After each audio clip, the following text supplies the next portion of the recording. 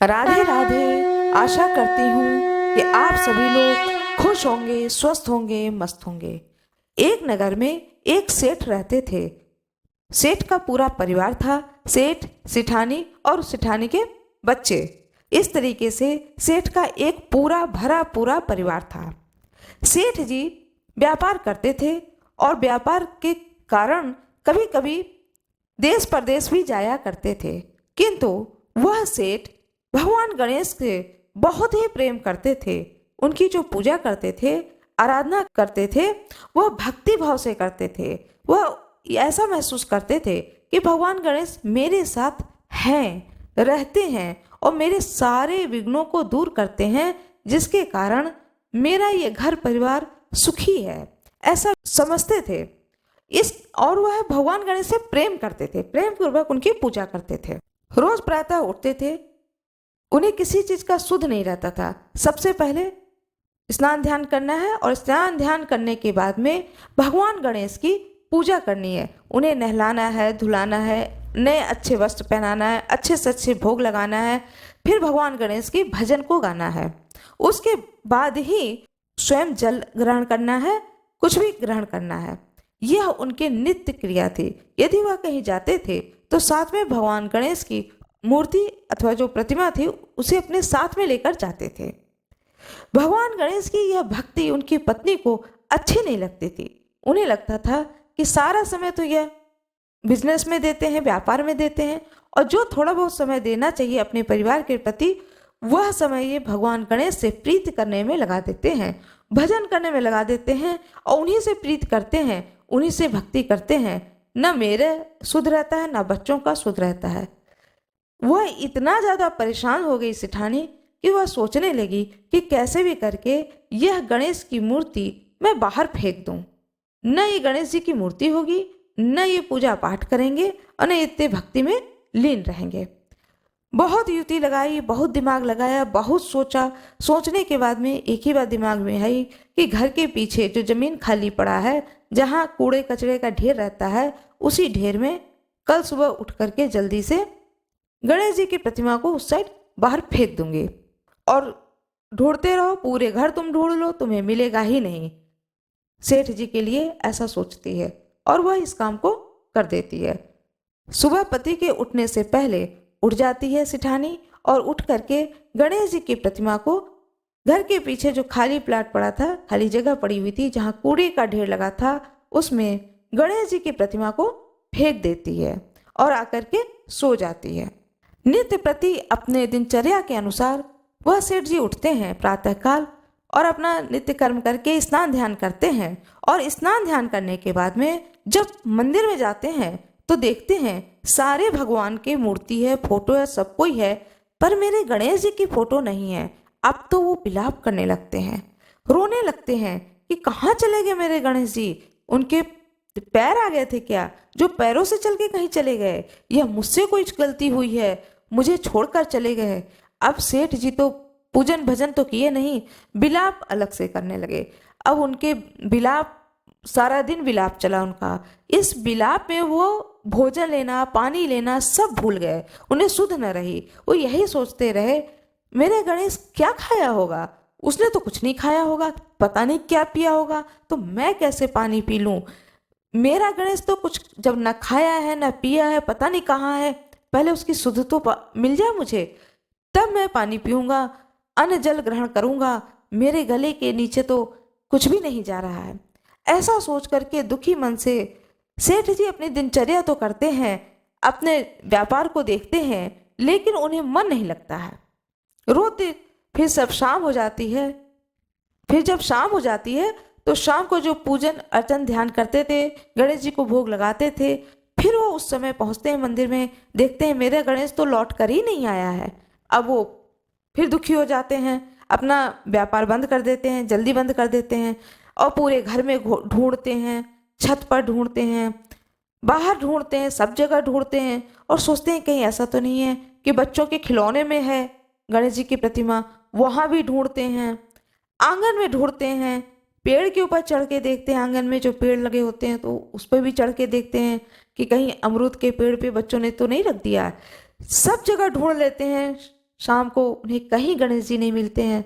फिर वह विलाप करते हैं कि पता नहीं वो मेरा बेटा कहाँ क्या खाया होगा, वो तो मेरे पुत्र के समान था, वो मेरी बड़ी हर बात को सुनता था और मेरी बड़ी मदद करता था, पता नहीं वो कहाँ चला गया।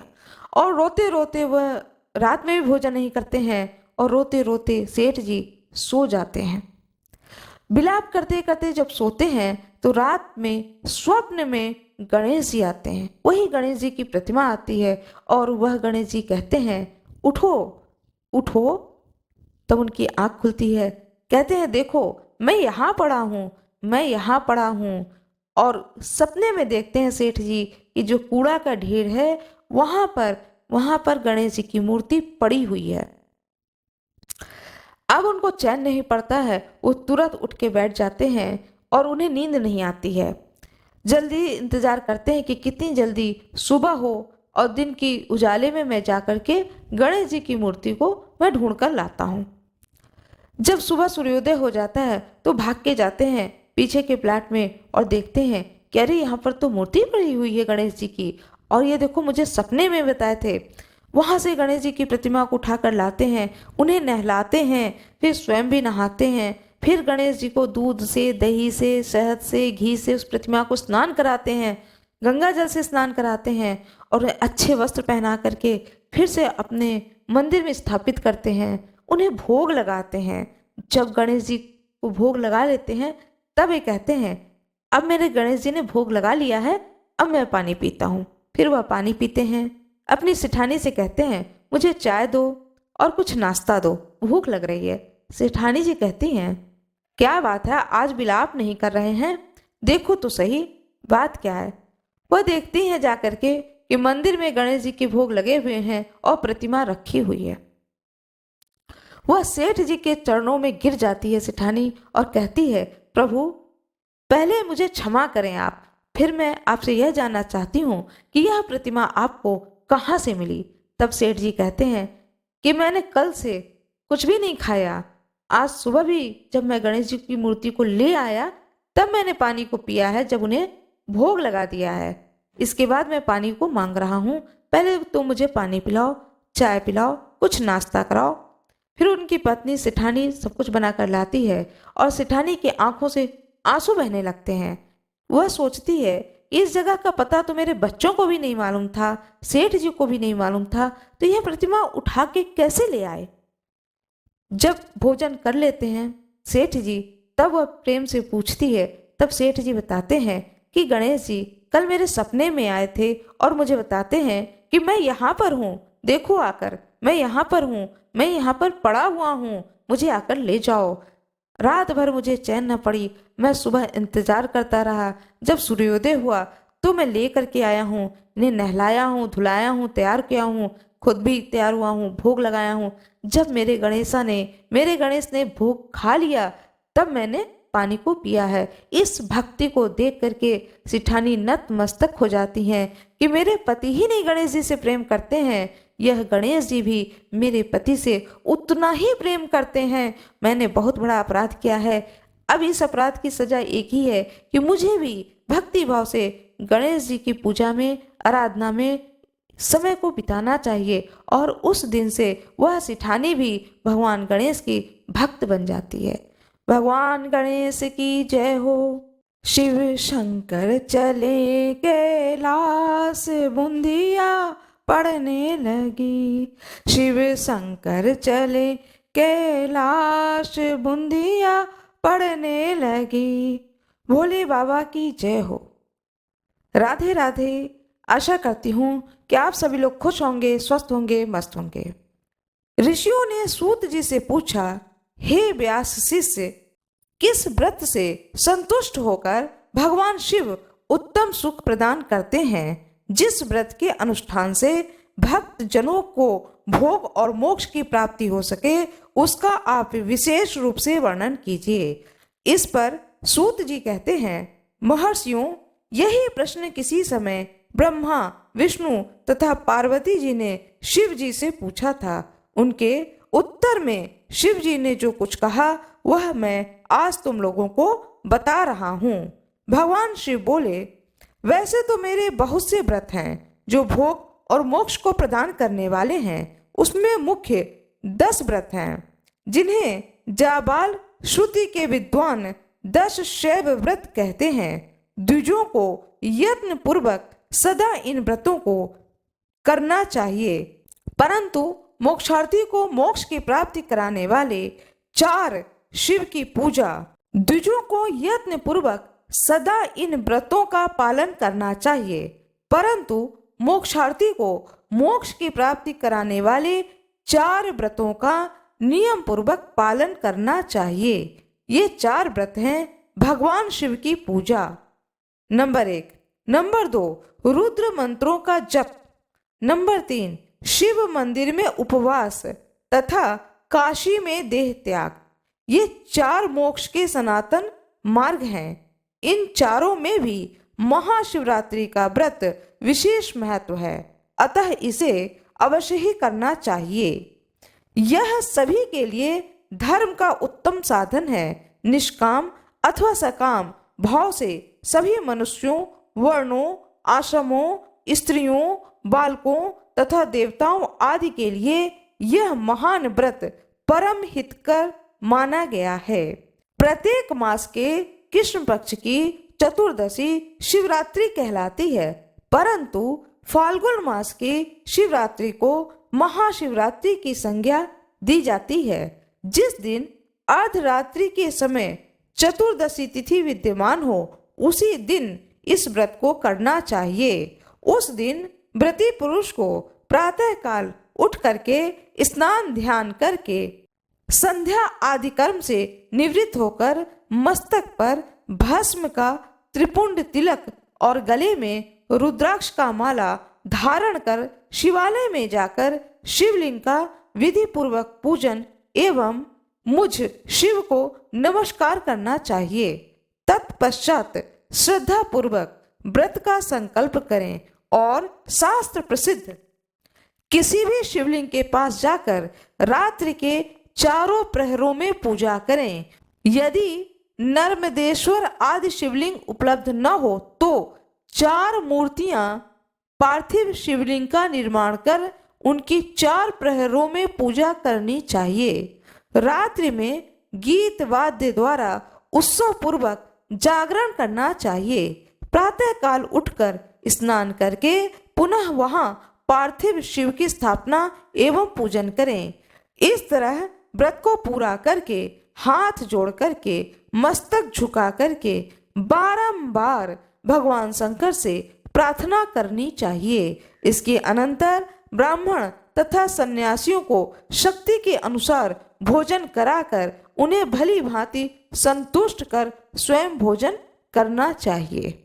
यह मैंने शास्त्र विधि से भगवान शिव की पूजा, आराधना और रात्रि भर में पूजा, चारों प्रहरों की पूजा, शिवलिंग की पूजा। यदि आपके घर में नर्मदेश्वर शिवलिंग है तो आप अपने घर में नर्मदेश्वर शिवलिंग की पूजा करें। आसपास कोई प्राण प्रतिष्ठित शिवलिंग का मंदिर हो तो उस मंदिर में जाकर के 4 प्रहर की पूजा करें, अथवा अपने घर में ही पार्थिव शिवलिंग की 4 मूर्तियां बना करके उनकी पूजा 4 प्रहर में करें और रात्रि जागरण करें और प्रातः काल उठकर फिर स्नान ध्यान करके भगवान शिव की पूजा करें, प्रार्थना करें, स्तुति करें। उसके बाद में भोग लगाएं, आरती करें। उसके बाद व्रत का पारण करना चाहिए। यह विधान जो शास्त्रोक्त बताया गया है उसे मैंने आप लोगों को बताया है।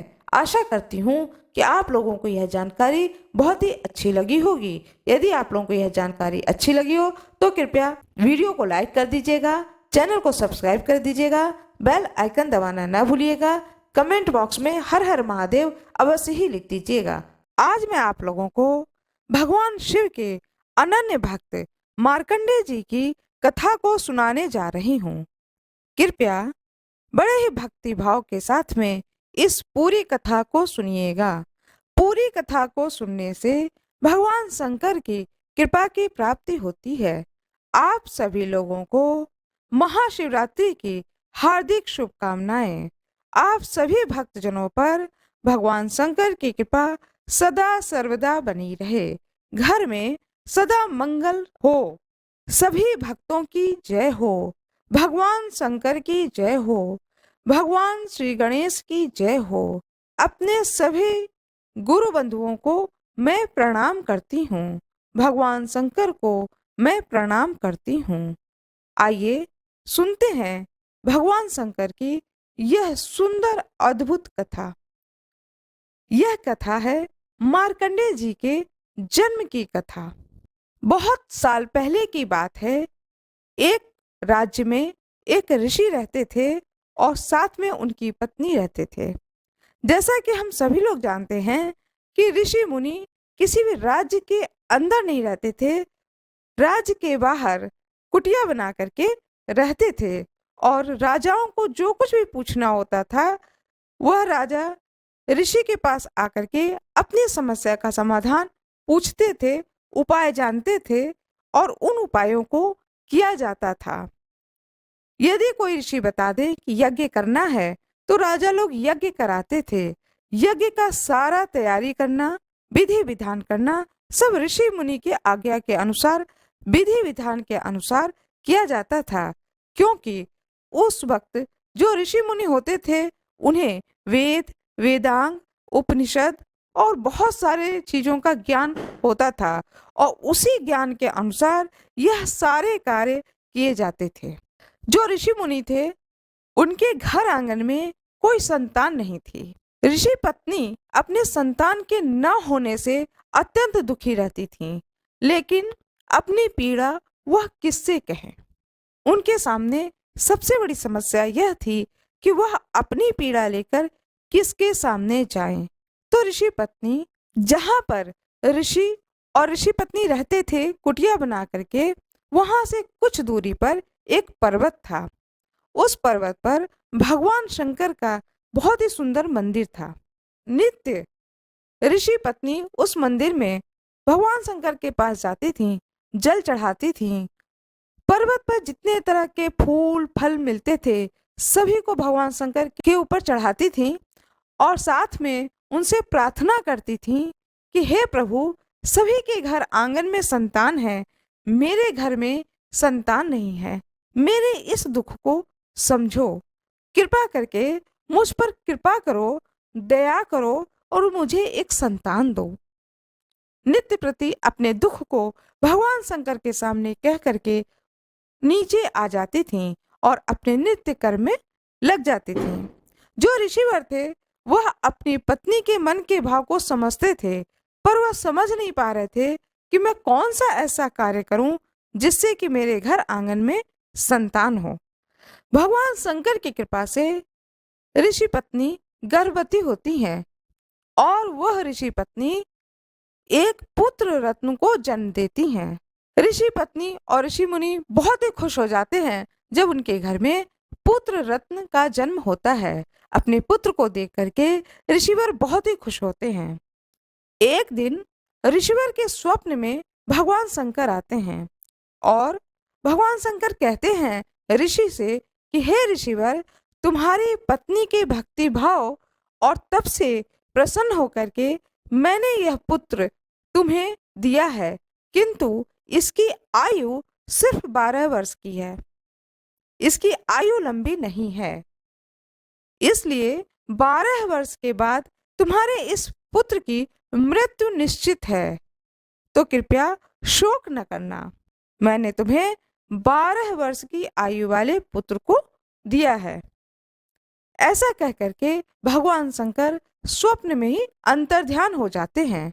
ऋषिवर की आंख खुलती है तो देखते हैं कि भगवान शंकर नहीं है, लेकिन वह बैठ करके सोचते हैं कि भगवान शंकर मेरे स्वप्न में आकर के यदि इतनी बड़ी बात मुझसे कह रहे हैं तो यह एक साधारण बात नहीं है। वो ऋषि इस बात को बड़े ही गंभीरता पूर्वक लेते हैं। ऋषि पत्नी बालक के लालन पालन में व्यस्त हो जाती हैं। वह इतना व्यस्त हो जाती हैं कि उन्हें सुध ही नहीं रहता है, किसी भी बात का उन्हें सुध नहीं रहता है। और इधर ऋषिवर जो हैं वह चिंता में पड़ जाते हैं कि अब इसका क्या उपाय है। धीरे धीरे वह बालक बढ़ने लगता है, साल भर का होता है, फिर वह बालक 2 साल का होता है। जब वह बालक 2 साल का होता है, थोड़ा थोड़ा बोलना शुरू करता है, तब वो ऋषि उस बालक को ओम नमः शिवाय मंत्र का जाप याद कराते हैं। हर वक्त कहते हैं, बेटा ओम नमः शिवाय बोलो, ओम नमः शिवाय बोलो। उतना छोटा बच्चा सारा दिन अपने पिता के कहने पर ओम नमः शिवाय, ओम नमः शिवाय इस मंत्र को जपने लगा। जब उस बालक की आयु 3 वर्ष की होती है, तब ऋषि मुनि अपने साथ उस बालक को लेकर के उस पर्वत पर लेकर जाते थे नित्य, और उस बालक से भगवान शंकर की पूजा कराते थे। उसी शिवलिंग पर पूजा कराते थे जहां पर गुरु पत्नी पूजा करने आती थी, और उसको समझाते थे अपने बालक को कि इस तरह से जल चढ़ाओ, दूध चढ़ाओ, दही चढ़ाओ, शहद चढ़ाओ, शक्कर चढ़ाओ, गंगा जल चढ़ाओ।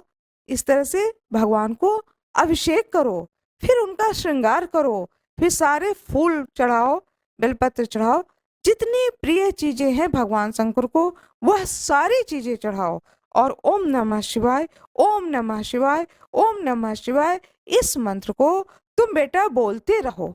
वह बालक अपने पिता के साथ में नित्य प्रति उस मंदिर में जाने लगा, और जैसे जैसे पिता ने सिखाया, वह बालक 5 वर्ष की आयु तक में सारी रीति को समझ गया, और बड़े ही भक्ति भाव से शंकर भगवान की वह पूजा करने लगा। जब ऋषिवर ने देखा कि बालक सब कुछ सीख गया है, तब अपने पुत्र से कहते हैं कि अब तुम नित्य अकेले आना इस मंदिर में, और जिस विधान से तुमने पूजा करना सीखा है, इसी विधान से तुम यहाँ पर नित्य पूजा करना, और जब भोजन का समय हो तब नीचे आना और भोजन करके फिर ऊपर आ जाना, मंदिर के इसी मंदिर में आ जाना, और यहीं पर ओम नमः शिवाय, ओम नमः शिवाय मंत्र का जाप करते रहना। जब तुम्हें नींद आए तो जो भगवान शिवलिंग का अर्घा है, इसी अर्घे पे अपना सिर रखकर सो लेना, फिर उठना और फिर अपना जाप शुरू कर देना। जब तुम्हें इस पहाड़ पर्वत पर किसी भी जानवर की आवाज से डर लगे या किसी भी अन्य आवाज से तुम्हें डर लगे, तो तुम भगवान शंकर के इस शिवलिंग को अपने दोनों हाथों से पकड़ लेना और कहना, हे भोले बाबा मुझे बचा लो, हे भोले बाबा मुझे बचा लो, ये तुम्हारी रक्षा अवश्य ही करेंगे। हे पुत्र तुम इनकी सेवा करो। ऐसा कह करके वह ऋषिवर अपने पुत्र को समझा करके उसी मंदिर में छोड़ करके स्वयं नीचे आ जाते हैं। उनकी पत्नी को बहुत बुरा लगता है। वह सोचती हैं, इतने छोटे से बालक को इतने ऊंचे पहाड़ पर नित्य ऋषिवर लेकर जाते हैं और नित्य लेकर आते हैं, मेरा पुत्र तो थक जाता है, लेकिन अपने पति की आज्ञा का उल्लंघन न करना यह उस समय का रीति था, तो वह किसी भी प्रकार का प्रश्न नहीं करती हैं। और दूसरे दिन से वह बालक अकेले ही उस पर्वत पर जाने लगा। नित्य प्रति पिता की आज्ञा को मानकर वह बालक उस पर्वत पर जाता, और सुबह से लेकर शाम हो जाती वो वहीं पर पूजा करता, वहीं पर सो जाता, और वहीं पर ओम नमः शिवाय का जाप करता रहता। इधर माँ इंतजार करती कि शायद दोपहर में बेटा आएगा तो कुछ खाएगा। ऋषिवर कहते, बेटे का इंतजार मत करो, वह जो तपस्या कर रहा है उसको करने दो, उसमें किसी प्रकार का भी बाधा उत्पन्न ना हो। ऐसा ऋषिवर अपनी पत्नी को समझाते हैं। ऋषिवर की इस बात को सुनकर उनकी पत्नी दुखी हो जाती हैं और मन ही मन सोचती हैं, मेरे पुत्र की आयु ही कितनी है, वह तो अभी सिर्फ 5 बरस का है। 5 बरस की उम्र से वह बच्चा भगवान शंकर की तपस्या में लीन हो जाता है। फिर उस बच्चे की आयु बढ़ने लगती है और तपस्या भी उस बच्चे की बढ़ने लगती है। अब वह बालक जब 7 बरस का होता है तो वह रात में भी नीचे उतरकर नहीं आता है, बल्कि जो भी वहां पर फल मिलते हैं पर्वत पर, उन्हीं फलों को खा करके वो वहीं रहने लगा। उसी मंदिर में रहने लगा और अपनी तपस्या इसी तरीके से नित्य प्रति करने लगा। धीरे धीरे उस बच्चे की आयु बढ़ती जाती है और वह बालक 12 बरस का हो जाता है। उस बच्चे को नहीं पता होता है कि मेरी आयु सिर्फ 12 बरस की है। वो सिर्फ ये जानता है कि मेरे पिता ने कहा था कि अपने इस भगवान शंकर के शिवलिंग से हमेशा जुड़े रहना, चिपके रहना, इन्हें छोड़ना ही नहीं। वो सिर्फ इतना जानता था। एक दिन की बात है, वह बालक भगवान शंकर की पूजा कर रहा था। पूजा करते करते उस बालक को नींद आने लगी, तो वह बालक भगवान शंकर के उस शिवलिंग को दोनों हाथों से पकड़ करके और उसी शिवलिंग पर अपना माथा टिका करके सो गया। इधर यमराज लेने पहुंचते हैं उस बालक के प्राण को। यमराज को जब वह बालक देखता है अपने सामने, तो डर से वह बालक कांपने लगता है और भगवान शंकर के शिवलिंग को और तेजी से कस के पकड़ लेता है। जब बहुत तेजी से पकड़ता है तो भगवान शंकर, जो कि तपस्या में लीन होते हैं, उनका ध्यान भंग होता है और वह सोचते हैं, इतनी जोर से मेरे गर्दन को किसने पकड़ रखा है। देखते हैं कि अरे, यह तो एक छोटा सा 12 बरस का बालक है जो कि मेरी गर्दन को दबाए जा रहा है। भगवान शंकर उसी समय वहां पर प्रकट होते हैं और बड़ी जोर से एक हाथ से झटका देते हैं, तो यमराज तो बहुत दूर जाकर के गिरते हैं। दूर से यमराज भगवान शंकर से हाथ जोड़ करके प्रार्थना करने लगते हैं और कहते हैं, हे प्रभु, इस बच्चे की आयु पूरी हो गई है, इसलिए हम इसे यहाँ से लेने आए हैं। भगवान शंकर कहते हैं, मेरा प्रिय भक्त, देख नहीं रहे हो, यह मेरा प्रिय भक्त है और भक्ति भाव से यह मेरे गले से लिपटा हुआ है, और तुम्हारी हिम्मत कैसे हुई कि तुम इसे लेने आए हो। अब यह मेरा भक्त शतायु हुआ। ऐसा कह करके जब आशीर्वाद दिया है तो उस बालक की आयु बढ़ गई। उस बालक की आयु बढ़ गई और भगवान शंकर ने उस बालक का नाम मार्कंडे रखा। बोले, यह मेरा अनन्य भक्त इस पृथ्वी लोक पर मार्कंडे ऋषि के नाम से जाना जाएगा। जब तक यह पृथ्वी लोक रहेगा, तब तक यह मेरा शिष्य इस पृथ्वी लोक पर आदरणीय रहेगा और ऋषियों में श्रेष्ठ ऋषि मार्कंडे ऋषि के नाम से यह जाना जाएगा। और यह मेरा अनन्य भक्त है। इस भक्त को कोई भी परास्त नहीं कर सकता। सदा सर्वदा मेरा आशीर्वाद मेरे इस भक्त के ऊपर बनी रहेगी। इस प्रकार जिस बच्चे की आयु सिर्फ 12 वर्ष की थी, उसको भगवान शंकर ने सहस्त्र 1000 वर्ष की आयु दी। ऐसे हैं हमारे भोले बाबा। जो कोई भी उन्हें भजता है, उन्हें पूजता है, उनकी सेवा करता है, उनकी अर्चना करता है, भोले बाबा उसके भाग्य की लकीर को बदल देते हैं। भोले बाबा की जय हो, ऋषि मुनियों की जय हो, सभी भक्तों की जय हो, जय हो, जय हो। आशा करती हूँ कि आप लोगों को यह कथा बहुत ही अच्छी लगी होगी। कृपया वीडियो को लाइक करिएगा, कमेंट बॉक्स में ओम नमः शिवाय लिखिएगा, ज़्यादा से ज़्यादा लोगों को यह कथा शेयर करिएगा, जिससे कि सुनने वाले भी भगवान शंकर की भक्ति में लीन हो जाएं।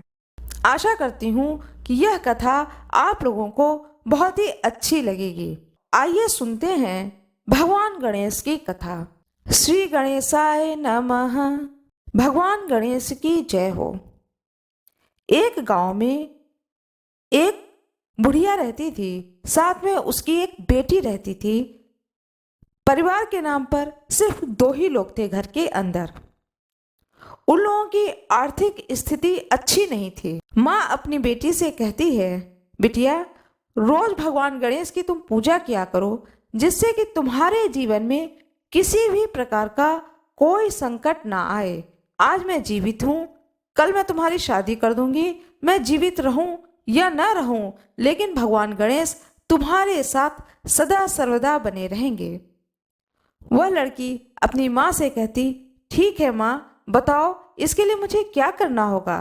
तो माँ कहती है कि बेटा रोज मंदिर जाया करो और भगवान गणेश से प्रार्थना किया करो कि तुम मेरे भाई हो और तुम ही मेरे बंधु हो, तुम ही मेरे अपने हो, तुम ही मेरे सब कोई हो। इस धरती पर मेरा कोई नहीं है। ऐसा नित्य भगवान गणेश के सामने हाथ जोड़ करके प्रार्थना किया करो और जो भी अपनी समस्या है उस समस्या को उनसे कह करके आ जाया करो। वह लड़की नित्य इस काम को करने लगी। धीरे धीरे धीरे धीरे उस लड़की का मन भगवान गणेश के प्रति श्रद्धा और भाव के साथ में भर गया। साथ में वह गणेश जी से स्नेह करने लगी कि यह मेरे भाई हैं। बड़ा ही उसे स्नेह हो गया। उसके स्नेहपूर्ण भाव को देख करके भगवान गणेश भी सदा सर्वदा उस लड़की की रक्षा करने लगे। इधर क्या होता है कि घर में कोई पुरुष वर्ग नहीं होने के कारण वह जो बूढ़ी माता होती हैं वह क्या करती हैं कि लोगों के घरों में बर्तन धुलने का कार्य करने लगती हैं। लेकिन इतना लोग नहीं देते थे खाने पीने का सामान कि जिससे उनके जीवन आराम से कट सके। बड़े ही दुख पूर्वक उनके दिन गुजर रहे थे। एक दिन की बात है, वह बूढ़ी माता सोचती हैं कि जो भी घर में कूड़ा करकट है उसे बेच देती हूँ तो कुछ पैसे आ जाएंगे, तो कुछ आराम मिल जाएगा। ऐसा सोच करके जो भी घर में कबाड़ था वह बेचना शुरू कर देती हैं। एक दिन की बात है, उस बूढ़ी माता का नज़र एक कटोरे पे पड़ता है। वह देखती है कि यह कटोरा किसी भी काम का नहीं है। मैं इस कटोरे का इस्तेमाल तो करती नहीं हूँ, लो इसे भी मैं बेच दूंगी। जो घर घर बर्तन देने वाले आते हैं उसको इस कटोरे को बेच दूंगी और बदले में नए स्टील के 1-2 बर्तन ले लूंगी जो हमारे काम आएगा। यह पुराना बेकार कटोरा मेरे किसी काम का नहीं है, इसे मैं उठा के बेच दूंगी। ऐसा वह मन में निश्चय कर लेती है। एक दिन वह एक आवाज को सुनती है कि एक व्यक्ति बाहर बेच रहा होता है और कह रहा होता है कि पुराने बर्तन दे दो, बदले में नए बर्तन ले लो। वह अपनी बेटी से कहती है कि जाओ इस बर्तन वाले को बुला लाओ दरवाजे तक। लड़की दौड़ के जाती है और उसको बुला लाती है जो बेच रहा था। माँ कहती है बर्तन बेचने वाले से कि भैया मेरे पास तो ज़्यादा कुछ नहीं है, बस ये एक कटोरा है जो कि बड़ा भारी लगता है, यह कटोरा तुम ले लो और बदले में मुझे स्टील के बर्तन दे दो। जब वह बर्तन वाला उस कटोरे को देखता है तो समझ जाता है कि यह कोई साधारण कटोरा नहीं है, यह सोने का कटोरा है। वो सोचता है कि इस बूढ़ी को तो कोई जानकारी है नहीं, तो कहता है कि अरे यह तो बहुत ही पुराना और बेकार कटोरा है, इस कटोरे को कौन लेगा, मैं भी इसको नहीं लूँगा। ऐसा कह करके बेवकूफ़ बनाने के लिए वह उस कटोरे को उसके घर के आंगन में फेंक देता है। वह बूढ़ी माता बहुत दुखी हो जाती है, उस कटोरे को फेंक देता है और वो वहाँ से चला जाता है और मन ही मन सोचता है कि कल परसों में फिर आऊँगा और फिर किसी तरीके से बेवकूफ़ बना करके यह कटोरा मैं ले लूँगा। ऐसा सोचते हुए वह बर्तन वाला वहाँ से चला जाता है। इधर वह बूढ़ी माता सोचती है कितना खराब यह कटोरा है कि इसे वह फ्री में भी नहीं लेना चाहता है। बताओ मैं इस कटोरे का क्या करूँगी। तो अपनी बिटिया से कहती है जाओ इसको सीढ़ी के नीचे रख दो, कोई दूसरा बर्तन वाला आएगा तो उसको ही मैं दूंगी कि शायद वही ले ले। वह लड़की कहती है कि ठीक है माँ, और घर के दरवाजे को बंद कर लेती है। फिर वो लोग अपना नित्य कर्म करते हैं और रात को सोते हैं।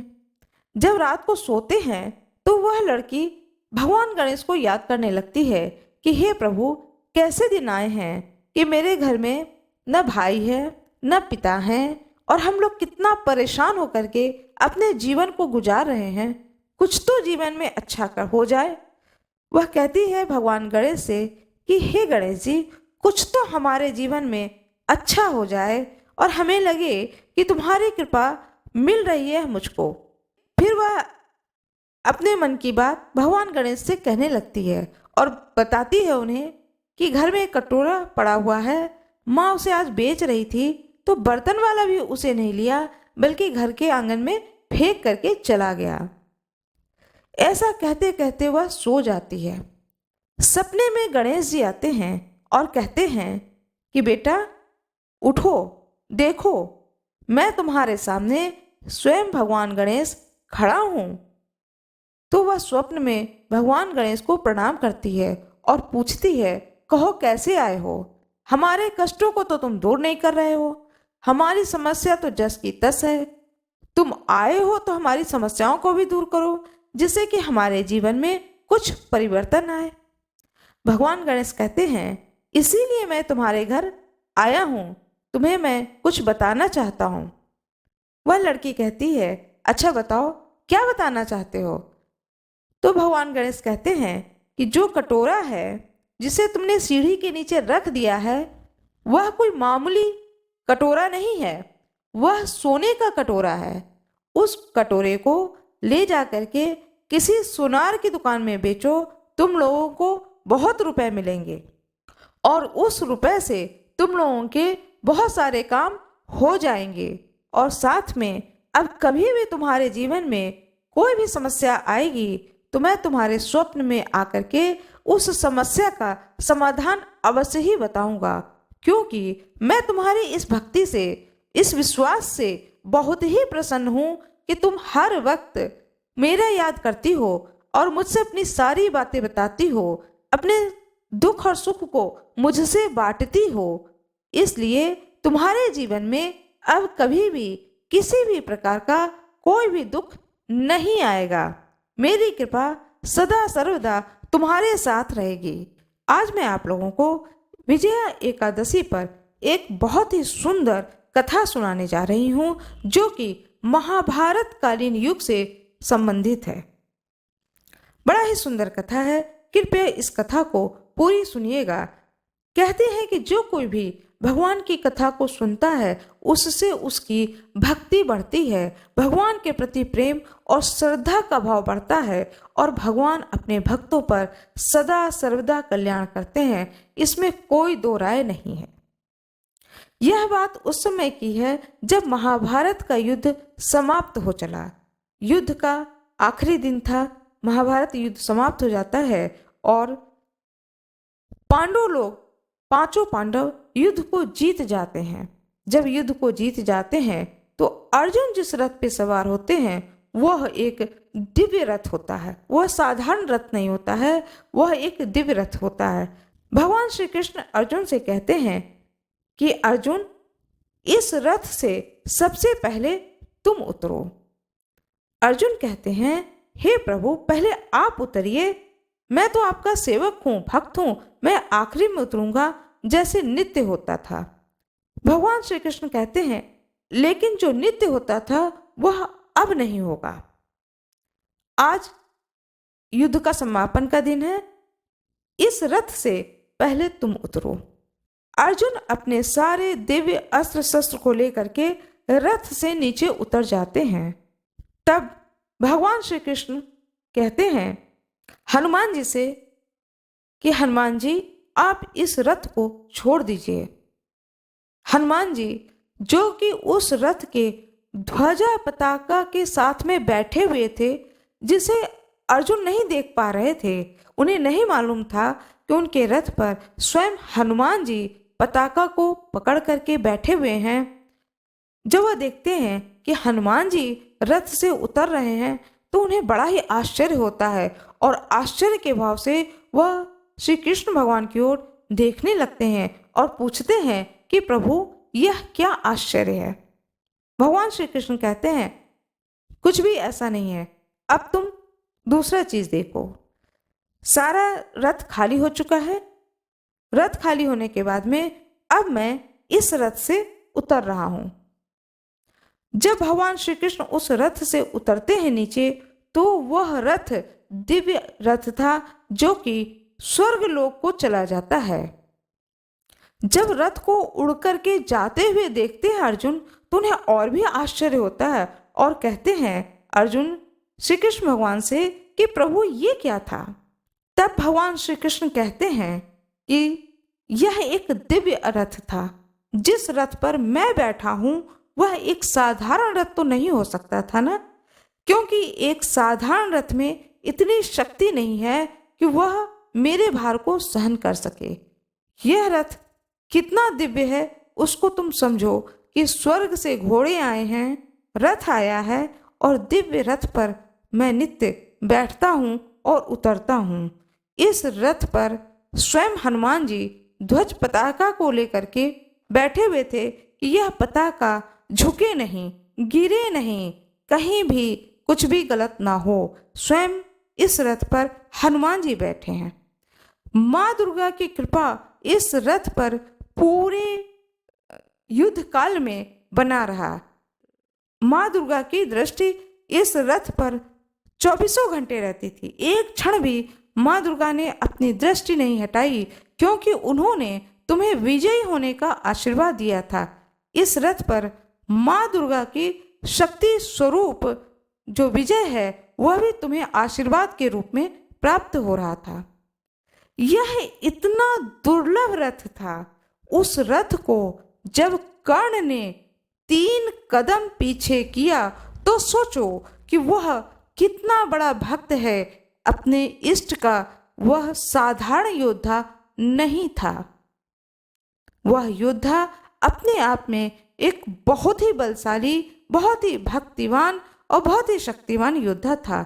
इसलिए युद्ध में मैंने कर्ण की प्रशंसा की थी और तुम्हें यह प्रशंसा अच्छी नहीं लगी, लेकिन आज मैं बता रहा हूं इस दिव्य रथ को भी कर्ण ने 3 कदम पीछे कर दिया था। यह कर्ण की भक्ति का परिणाम है। मित्रों, भक्ति बहुत बड़ी चीज है।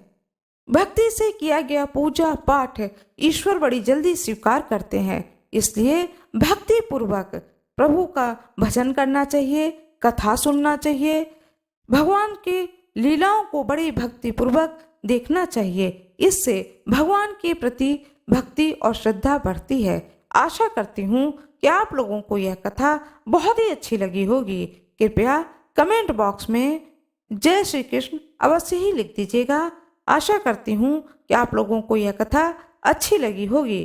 कृपया वीडियो को लाइक जरूर कर दीजिएगा, चैनल को सब्सक्राइब कर दीजिएगा, बेल आइकन दबाना ना भूलिएगा। आप लोगों का बहुत बहुत धन्यवाद।